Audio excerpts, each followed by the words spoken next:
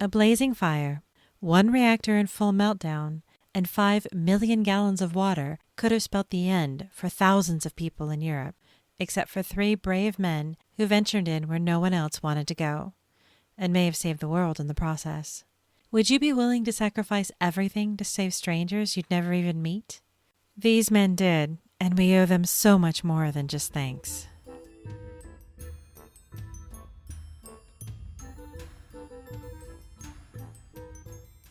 Would you risk your life to save the world? Maybe. I think that's true of most people. I mean, for God's sakes, we're living in the time of COVID and we can't even get people to put on their fucking masks and go out in public. Yep. It's so inconvenient, you know. If I have to wear a bra in public, you can put on a mask. I mean, honestly. Yep. I'm just going to keep saying that. Just put on your mask. But that's not what we're talking about today. We're talking about saving the world on a global scale, like actually stepping up to save the world. Yeah. These guys are pretty crazy. Do you remember the story of Chernobyl? You told me a little bit about it, so... Well, we lived it. We were around in the 80s. Yeah. Do you remember what happened over in Chernobyl? I remember a lot of people dying. A lot of whole place going nuclear. Well, it's the Russian government, so we don't actually know how many people died. Of course not. But this is the story of the Chernobyl Suicide Squad, or why being a skilled worker sucks. In 1986, Ukraine was building a power plant in Chernobyl. It was eventually supposed to have 12 reactors, but even with the reactors that were in place, they were already producing 10% of the country's electricity needs. So they were doing good.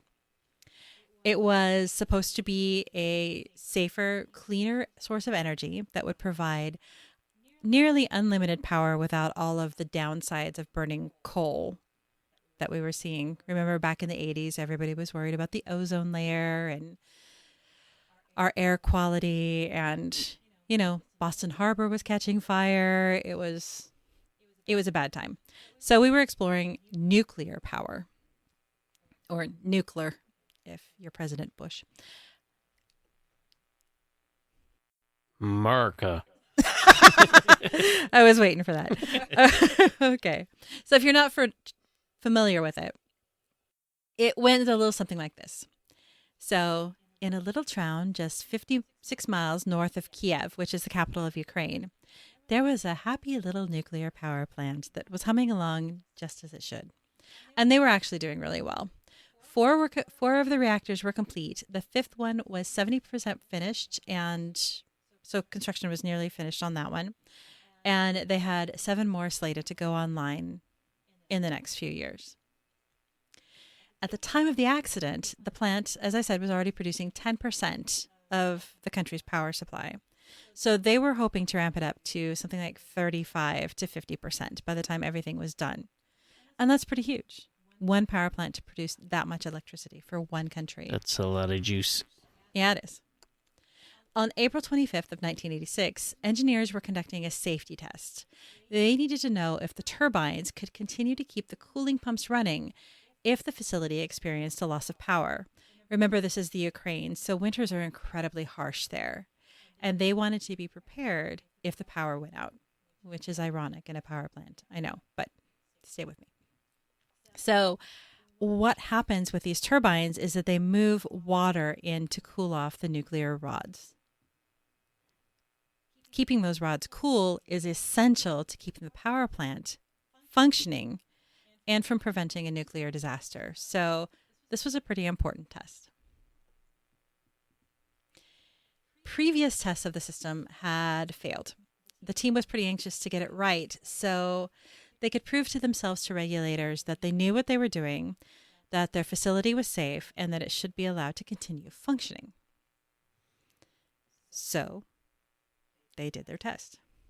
At first, everything went really well. They reduced the power to the reactor, and that should have created a drop in power, just like a power outage. And it did.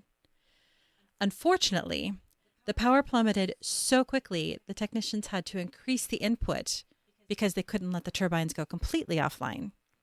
That would have been really bad. That, unfortunately, increasing the output, caused a sudden, violent surge of energy to the reactor. That surge created a huge steam explosion that damaged the reactor and sent radioactive material into the atmosphere. Some of it traveled as far away as Norway. Did you know that? Nah, knew it That went a was long ways. that was just the first explosion. So all this was caused by them trying to make the place safer, and they landed up screwing it all up. Oh yeah, the irony is deep. Yeah, that's kind of screwed up. Yeah, so in an effort to prove that the facility was safe, they blew it up.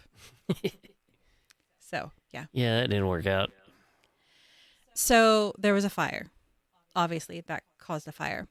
And the local fire department was alerted and they came in, and they came in blind. Remember, back in the 80s, the government wasn't really that open with most of us about the dangers of nuclear power plants. Now, we know that when they're functioning properly, it is a safe source of energy.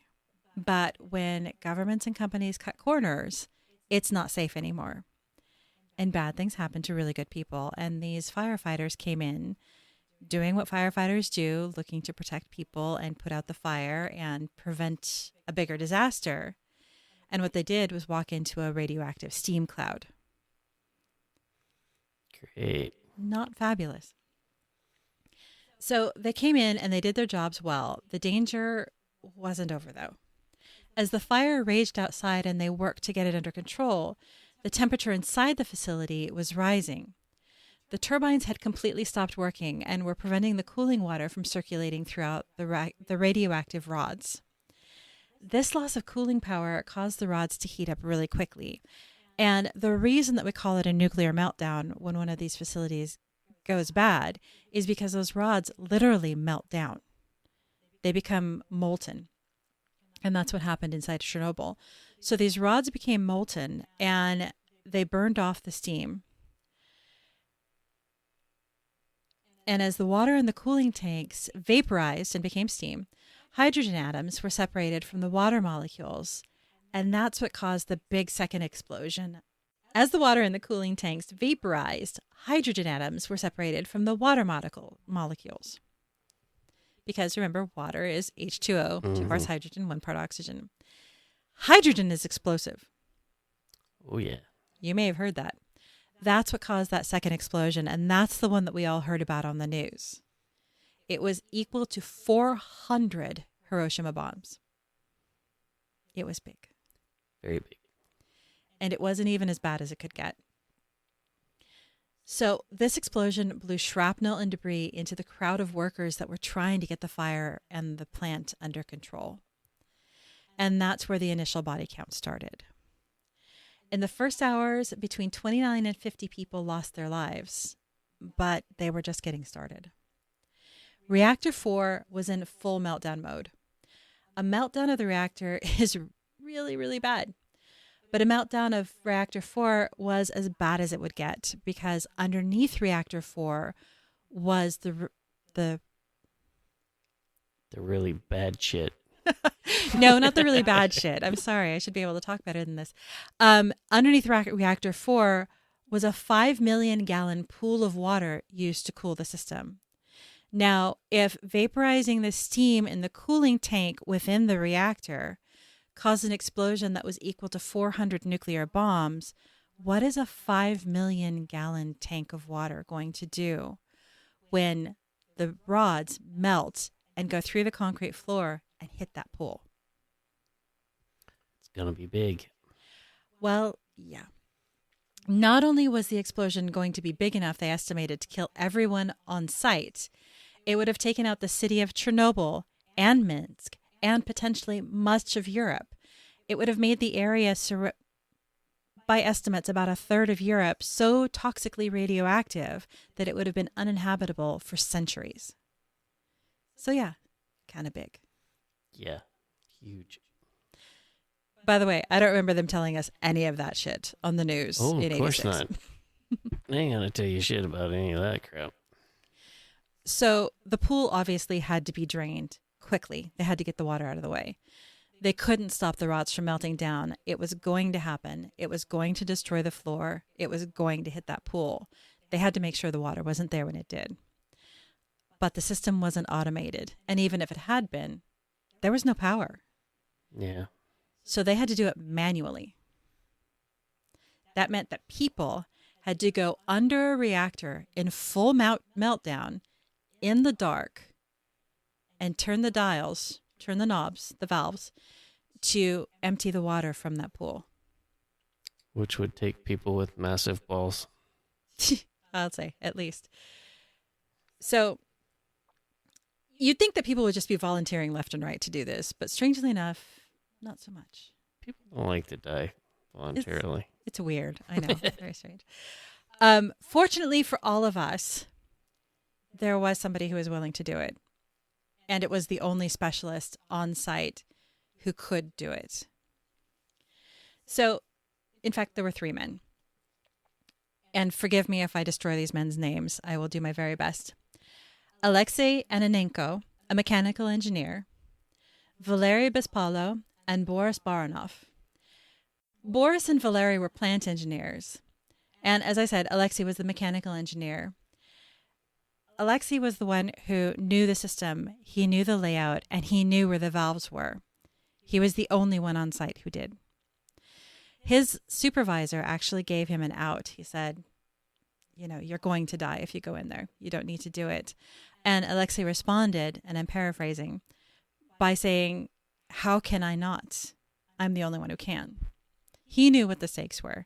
He understood, as somebody who was on site at the plant, and of course, being a mechanical engineer, he knew The massive amount of explosion that would have happened. Well, it's not just the massive amount of explosion. He understood intimately what was at stake and what would happen if he didn't go. And I like to think that he had people that he cared about who would be immediately impacted by this. Yeah, knowing your family is going to die if you don't do it would definitely, it would make me do it. Yeah. More than just saving other people. Your family seems more important at the time. Yeah. Fuck Europe. My cat's at risk. I'll have to go. But no, these guys, I mean, like you had said earlier, balls of steel.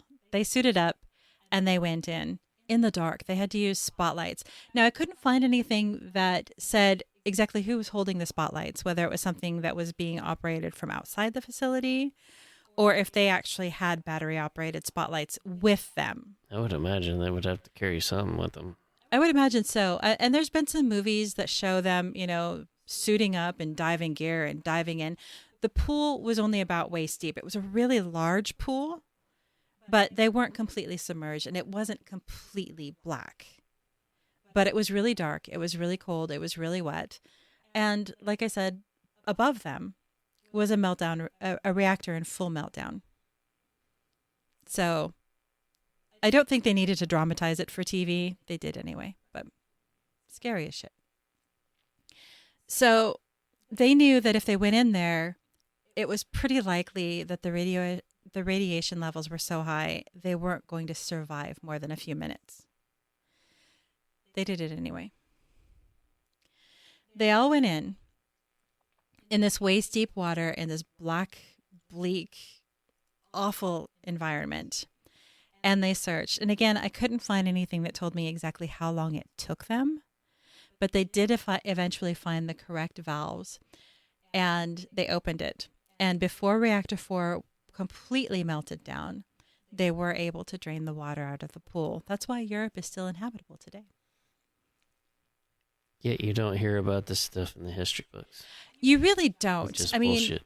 I was really surprised. I hadn't heard anything. I had heard about Chernobyl, but of course we had been given, you know, pretty limited information. We knew that there was a reactor that had melted down, but, you know, of course, the picture that was painted for us in the West was that, you know, they had heroically stopped it and it was sealed off and, you know, easy peasy, no problem. It was much worse than that. It took them weeks to get the fires under control, weeks that people were on site. And in this picture, and this is on our website too, you can look and see, this is reactor 4. That's the one that melted down, the one that's closest to the screen. And you can see where units 1 through 3 are. So they're a little bit further out, but this is where all the damage was. So it's underneath this reactor. that massive, massive, massive pool of water was. And that's where they went that they had to drain out. And while reports vary on the disposition of all of these people, most people, and I do question this, accept that the 3 men in Chernobyl suicide squad, the ones who actually went into the pool and drained it, survived the incident. And 2 of the 3 are still alive. That seems hard to believe. I do question that. I do question whether or not that's propaganda. Like bullshit. I found conflicting reports. Some said that they had died horrible, painful deaths, as you would imagine that somebody exposed to that level of radiation would. The party line, and I mean that in the most literal sense possible, is that they survived. So. Yeah, well, they kind of lie over there a lot about stuff. Oh, yeah, our government is totally honest and should always be believed. Our government lies just as much as they do, but they're not blatantly clear about it. Like really? Have you? Really? Yeah, well, we'll be going on a whole different tangent if we go on that.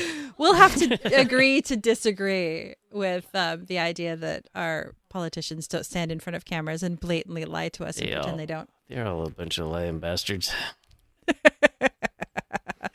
Thank you for coming to my TED Talk. Okay, so the people who came in to clear out the area, who came in to support the suicide squad, we'll call them the secondary suicide squad. They were called liquidators. And these were people that were just basically anybody that they could get to fill a suit.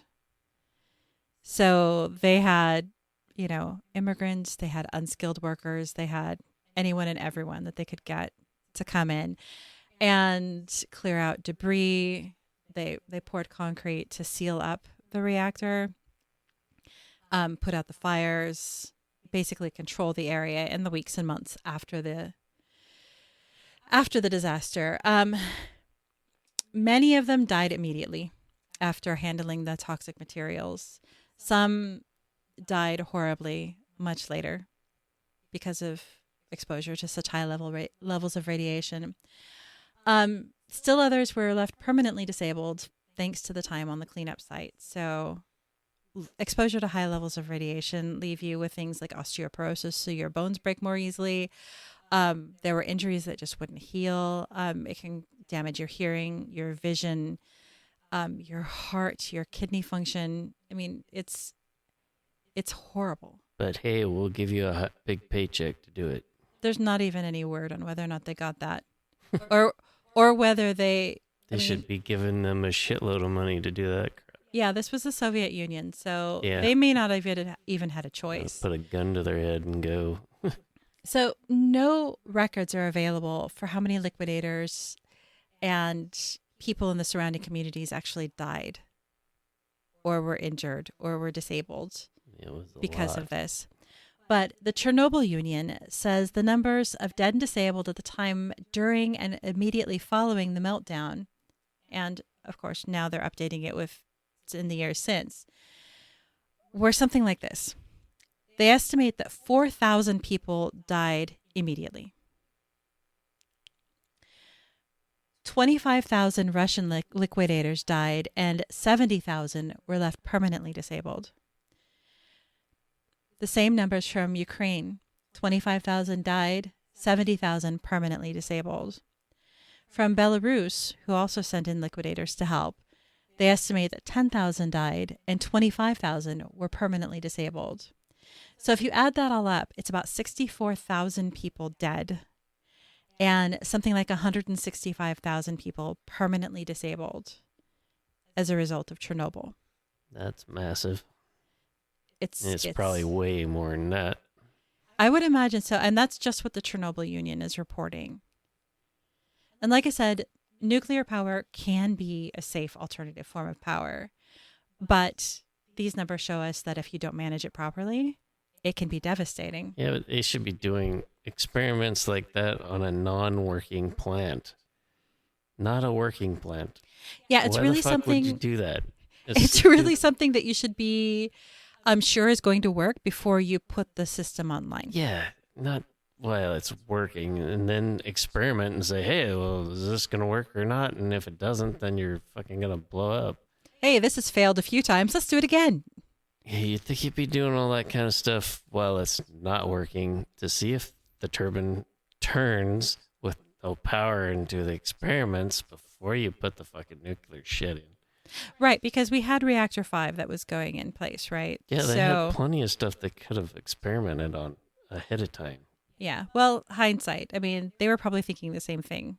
That was just Or maybe dumb. they weren't. I don't know. But yeah, it was a bad plan. So the area surrounding Chernobyl is still uninhabitable. And they estimate that it could be centuries before it's safe for humans to go back in there. Animals have returned. Not all of them look right. Yeah, I bet they got some weird looking shit there. Yeah, it's not as bad as an episode of The Simpsons, but there have been reports of some kind of bizarre creatures that are coming in there. But there's always a but. But if you're curious, you can book a tour. Yeah, I've seen that. Did you see that? They actually had a movie about it that I watched, a horror flick. And then they had all these humans that were in there that were all deformed and eating people and stuff. Yeah.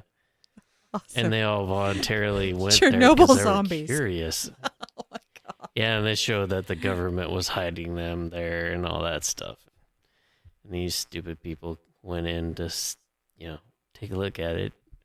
There's a lot of dumb people out there. I would have nothing to do with that. I would watch a video of it or something, but why the fuck would you go in there? I don't know. Dumb. And it's funny because before the pandemic, I used to think that people were too smart for stuff like that. Now I think they're having COVID parties. Yeah. There's always so many stupid people.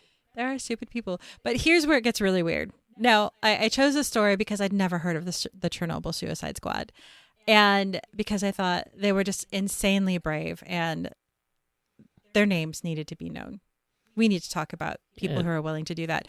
But this is where it gets weird because you can book a tour and visit one of the worst man-made disasters of our times.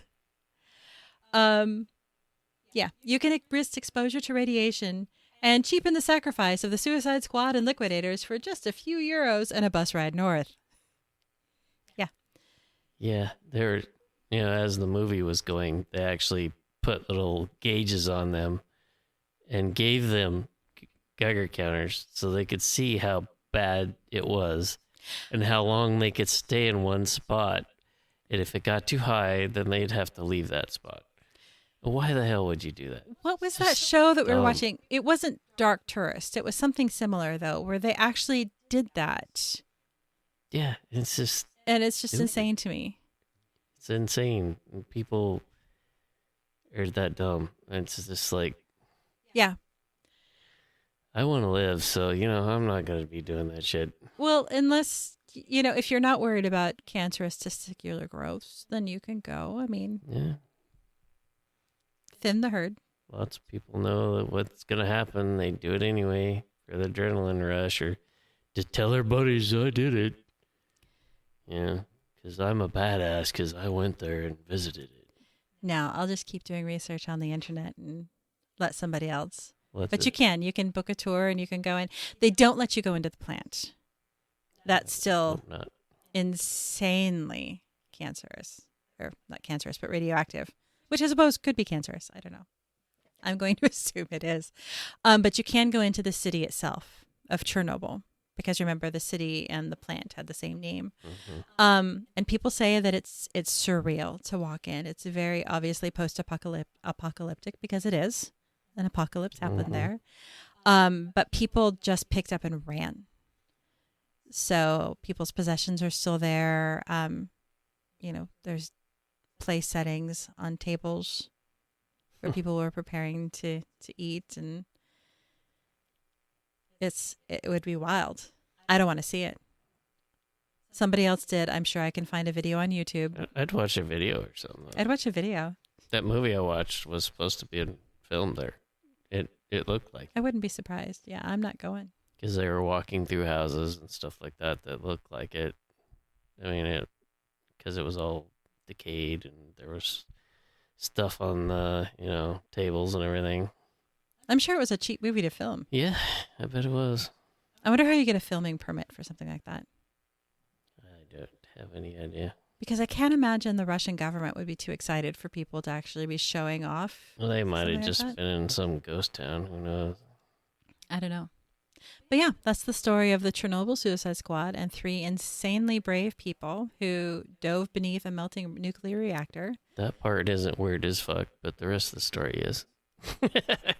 That part, like I said, just insanely brave. That's for sure. But they're not alone. You want to hear about Fukushima? Sure.